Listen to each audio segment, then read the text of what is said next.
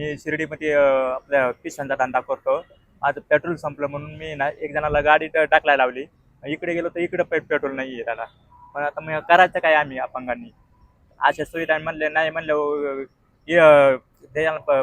मुलींना त्यांना कसं काय आम्ही मत देणार? त्यांनी एवढं पेट्रोल महाग केलंय आणि गोरगरीब आमचं सोडून द्या, पण शेतकऱ्यांचं तरी कसं आहे? हा, आणि पाऊस आता तोंडावर आलाय.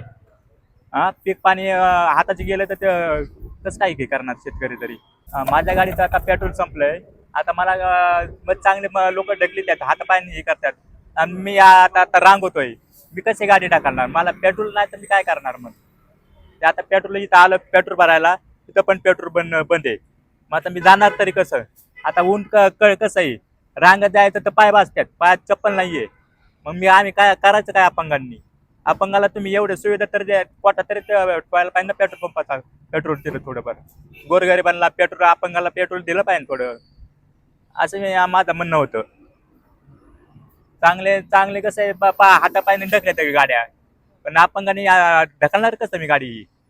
हा, आणि मी काठी उचलतोय. तेच पेट्रोल पंपाने असं अपंग करताय ना, थोडा कोटा ठेवला पाहिजे, थोडा अर्धा लिटर 1 लिटर तोपर्यंत तेव्हा घरापर्यंत तरी जाईन ना तो. आणि समजा आता मी तर रातामध्ये बंद पडलं तर तू कसं जाणार?